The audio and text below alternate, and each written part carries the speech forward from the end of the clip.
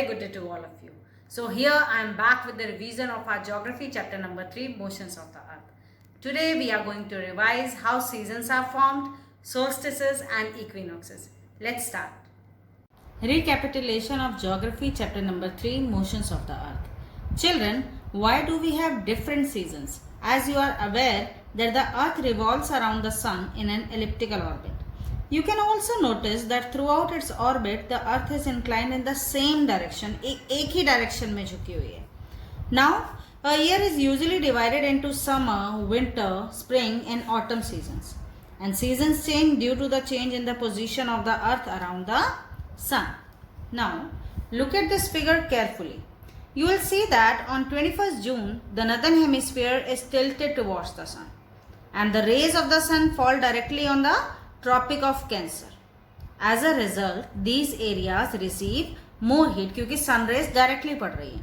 So this position is known as summer solstice. It is the longest day of the year and marks the beginning of summers. Okay? The areas near the poles के आप पास में देखें, that receive less heat. Why? As the rays of the sun are slanting.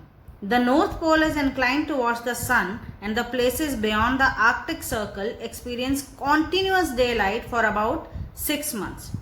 Since a large portion of the northern hemisphere is getting light from the sun, तो उसका result क्या हुआ? It is summer in the regions north of the equator. Clear? At this time in the southern hemisphere, all these conditions are reversed. उल्टा होता है यहाँ पे. It is winter season there. The nights are longer than the days. Okay?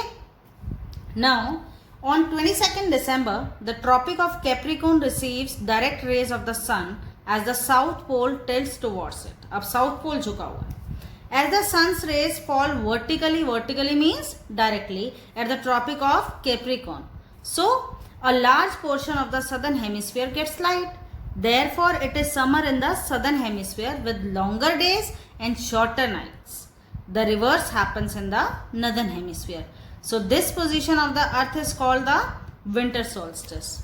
Okay. Now let's come to equinox. On 21st March and September 23rd, direct rays of the sun fall on the equator. At this position, neither of the poles is tilted towards the sun. So the whole earth experiences equal days and equal nights. This is called an equinox. On 23rd September, it is autumn season in the northern hemisphere and spring season in the southern hemisphere. The opposite is the case on 21st March. Okay? When it is spring in the northern hemisphere and autumn in the southern hemisphere. Clear? So now we are done with the recap of this chapter and I hope all the topics are clear to you. Still, if you have any doubt, you can ask me anytime.